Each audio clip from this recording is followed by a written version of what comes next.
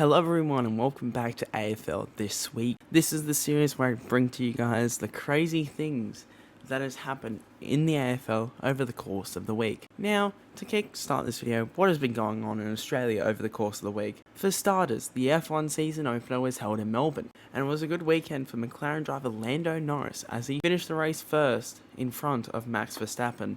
Hopefully this news reporter gets it right this time. McLaren's Lando Norris. It wasn't the best result for the other McLaren driver, Oscar Piastri, who spun out of control and could only salvage a 9th place finish. Lewis Hamilton could only get a top 10 finish in his race debut for Ferrari, of the Ferrari only being on 5 points. In other news, and Sydney FC has reached the semi-finals of an Asian Cup for the first time as they defeated Jumbo Hyundai 5-2 on aggregate to have the chance of hosting the competition's final.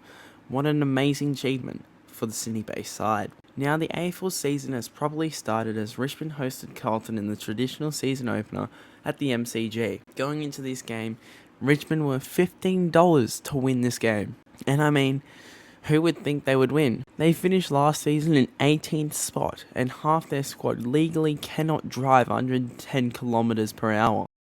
And Carlton, whilst they aren't the best, they have a more experienced squad that should be pushing for the top 4. And this showed earlier in the game as Carlton held Richmond to 1 goal halfway through the second quarter. They had led by 41 points at this point, and people were thinking they could win by 100. I mean, do you really think Richmond could get the win from here? You'd be crazy to think that. Holy shit. Richmond have pulled off a miraculous comeback to win by 13 points to start off their season in a winning way. People really thought Richmond wouldn't even win a game this season, and they have just done that. The whole of the AFL, barring Carlton supporters, were rejoicing in this result. Thankfully, the Swans will only be Richmond's second win this season. Seth Campbell capped off the miraculous win with a goal in the last minute, followed by a cartwheel backflip in front of the Carlton fans. The Blues could have brought the lead down to 2 points earlier, when Cottrell decided to kick a banana instead of kicking it to one of the open Carlton players with a better angle to shoot from. Carlton really needed a hero. If only Daniel Gorringe was playing for them. He was seen completely upset after the game. So I've woken up, thought it was a bad dream. It's definitely not. Everything tastes bitter. The barista took the piss out of me. He wrote Richmond on my coffee cup. I don't think anyone saw Richmond winning this game, and I think we must give credit to their willingness to keep running. Their draftees were incredible, including the number 1 draft pick, Sam Layla, who kicked 2 goals in his debut, including a goal to put Richmond ahead at the start of the 4th quarter. This is the start of something special. It would be funny if Richmond go from winning 3 flags in 4 years, going into a rebuild and finishing last, to winning the flag again, all before Carlton. Although Richmond still managed to take an L as Tom Lynch is out for a week. Now to head to the grand final rematch. It was Sydney against Brisbane at the SCG on a Saturday afternoon. The last time these two sides met on a Saturday afternoon, Brisbane had won the 2024 grand final. Leading into this game, I was feeling very optimistic. And early in the game, Kyle Lohmann had to be subbed out of the game with an ankle injury. And with the Swans up by 13 at halftime, all was looking good. Fuck my line. The Swans once again lose to the Lions on a Saturday afternoon, this time by a margin of only 4 points. I'm starting to think this quote will be true. They will start the season at 0-3. The Swans took the early lead, but couldn't hold on, as the Lions proved to just be too strong for the Swans to continue their winning streak over the Sydney side. Throughout the game, both sides would make costly mistakes, with this one from Matt Roberts ending up to be the difference in the match. But from what I've seen from the Swans, it's promising. Up against 2 sides that will most likely be in the top 4, and not losing by that many is a good sign for what is to come. I just hope we don't lose to Fremantle next week. Throughout the game, Lions defender Starcevic collided with Justin McInerney, which then caused Starcevic to get off with a concussion. This unfortunately then resulted in Justin McInerney getting a 3-match ban. And I'm sorry, but they're both going for each other. And while it's a dangerous game to bump in this day and age, it is completely fair. The worst the punishment should be is a fine. I just hope Starcevic gets better. He's a quality player, so yeah, all is well. But oh god, the AFL might have had some stinkers in this regard. In the clash between the Western Bulldogs and North Melbourne, this incident occurred which saw Luke Cleary having to be taken off the ground. This unfortunately brought Jackson Archer into questioning, as he was the one that ultimately got him off the field. Hopefully, the AFL has common sense and overrules this suspension. That's what we all thought. But unfortunately for us, the AFL Tribunal is extremely shit, as this decision was upheld. I want the AFL to have a genuine look at how to slow down running at full speed. It takes time. And so did Archer. He slowed down. But unfortunately, it takes time to slow down. Even Cleary said to Archer after the game that he shouldn't worry about it. Now they can spend some time together, as they are both out for 3 weeks. The Dogs did end up winning this game by 16 points, but the talk of this game is an AFL Tribunal and the suspension, and how terrible it is. On the topic of terrible, West Coast is still shit, as they slumped to an 87-point loss against the Gold Coast Suns. This could be because the Eagles were trying to find out where the Gold Coast logo was on their jumper. This is the perfect start the Suns needed if they want to make a push for a finals berth. But I have to give credit to the fans of West Coast. Your team is bad, but you still go out to support them.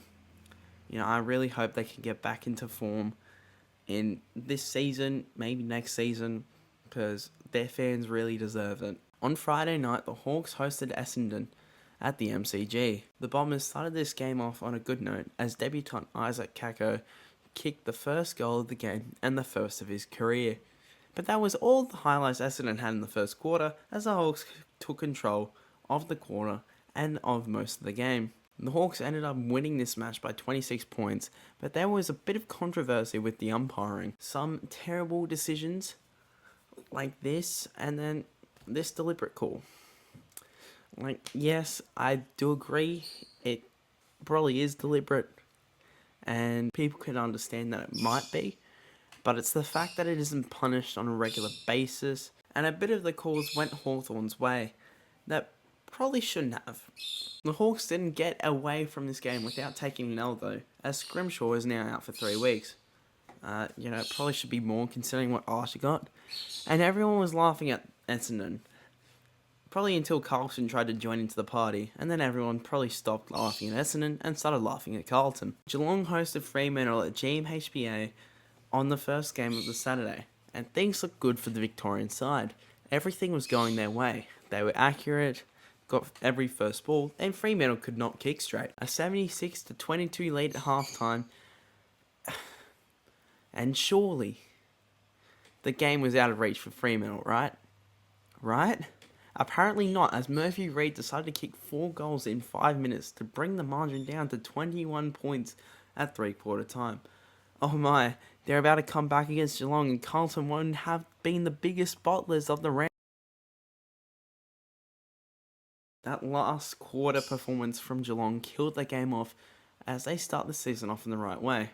They even gave Fremantle hope on winning this game, only to destroy it in 5 minutes into the last quarter. Back over at the MCG, it was Collingwood vs Port on Saturday night. Collingwood have just come off a pathetic performance against GWS, where I went to the game as a banana, and we're trying to bounce back from the defeat. After Port Adelaide kicked the first goal, Collingwood would be smashed once again. That's what I would have told you if they weren't Collingwood. They managed to pull off a 91-point win over Port Adelaide.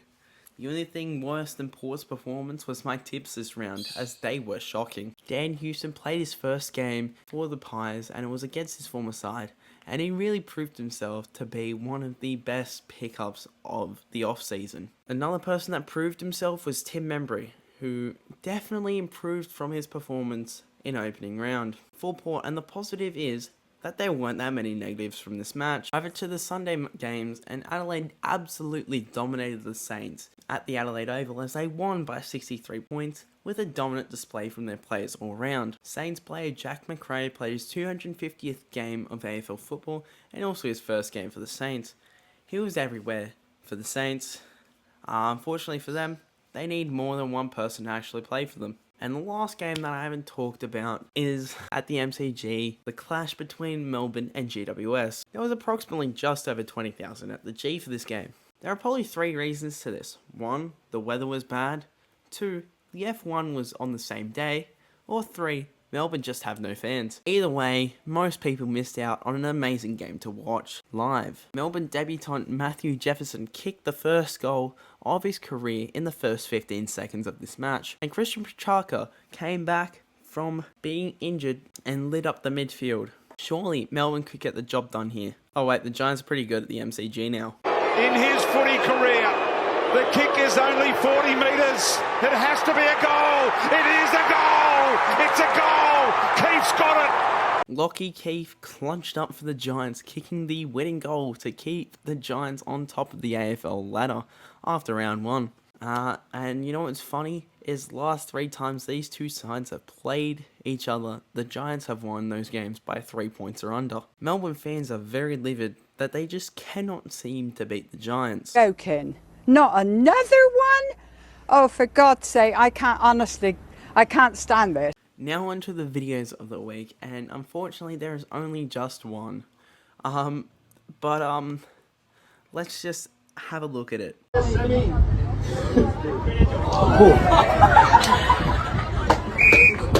Why did the ball, how did the ball even go that way? Alright, let's take a deep look into this. The boundary umpire is about like 2 meters from the sideline. He jumps up and releases it probably a bit too early there, and sends it towards the camera. This might be match fixing, I'm not sure.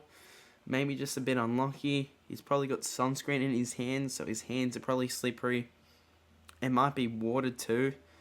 But all the players on the bench are laughing, and even some of the players on the field are questioning why he threw it that way. Anyways, that is all for this video. If you did enjoy it, then don't forget to drop a like on the video and smash the subscribe button if you enjoy AFL this week.